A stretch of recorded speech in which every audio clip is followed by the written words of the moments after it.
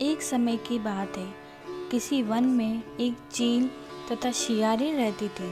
चील तथा शियारिन में गहरी मित्रता थी।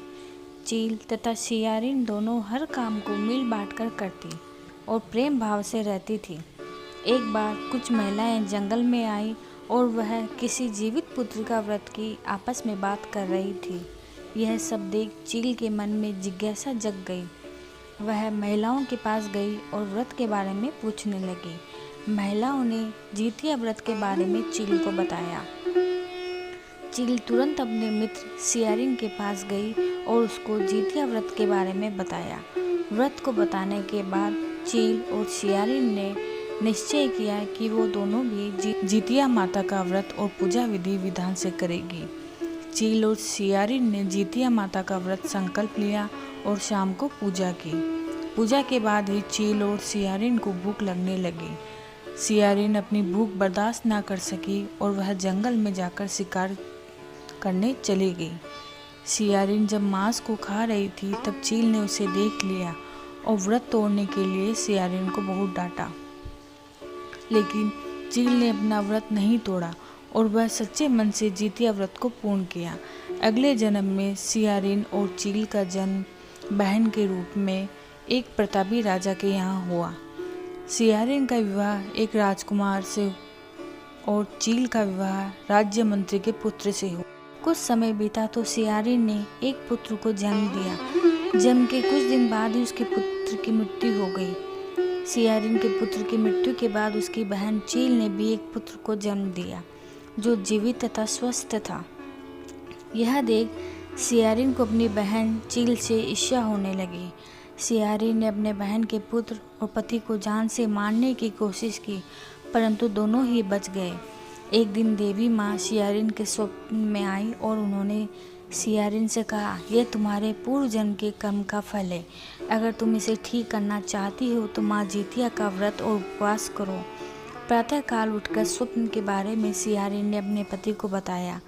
शियारिन के पति ने यह सुनकर शियारिन को व्रत करने की अनुमति दे दी और उसकी बहन चील से माफ़ी मांगने को बोला। उसके बाद शियारिन अपने बहन चील के घर गई और उससे अपनी गलती की माफ़ी मांगी। शियारिन को उसकी गलती का पर पछतावा देख चील ने उसे माफ़ कर दिया। अगले साल जितिया व्रत आया। यह व्रत शियारिन और उसकी बहन चील दोनों ने एक साथ रखा। माता जितिया शियारिन के व्रत से प्रसन्न हुई और उसको पुत्र प्राप्ति का आशीर्वाद दिया। कुछ दिनों बाद ही शियारिन ने एक सुंदर बालक को जन्म दिया। अब दोनों बहन प्रेम भाव से खुशी खुशी से रहने लगे। अब सुनेंगे हम जीवित पुत्र का व्रत की दूसरी कथा। गंधर्वों के राजकुमार का नाम जीमुतवाहन था। वह बड़े उदार और परोपकारी थे। जीमुतवाहन के पिता ने वृद्धावस्था में वानप्रस्थ आश्रम में जाते समय इनको राज सिंहासन पर बैठाया, किंतु इनका मन राजपाट में नहीं लगता था। वह राज्य का भार अपने भाइयों पर छोड़कर स्वयं वन में पिता की सेवा करने चले गए। वहीं पर उनका मलयवती नामक राज्य कन्या से विवाह हो गया। एक दिन जब वन में भ्रमण करते हुए जीमुतवाहन काफ़ी आगे चले गए तब उन्हें एक वृद्धा विलाप करते हुए दिखी। उनके पूछने पर वृद्धा ने रोते हुए बताया, मैं नाग वंश की स्त्री हूँ और मुझे एक ही पुत्र है।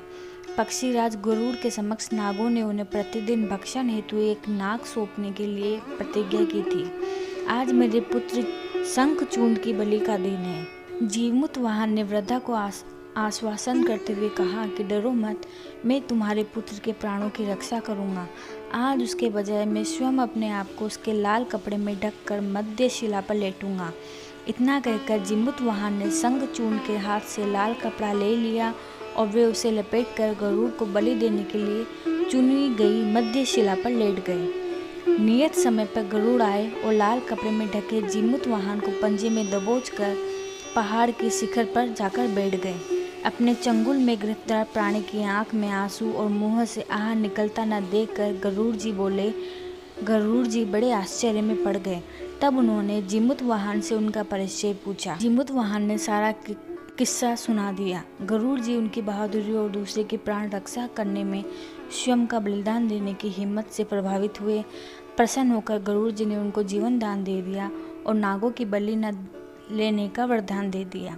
इस प्रकार जिमुतवाहन के अदम्य साहस से नाग जाति की रक्षा हुई और तब से पुत्र की रक्षा हेतु जिमुतवाहन की पूजा की जाती है और कथा सुनी जाती है।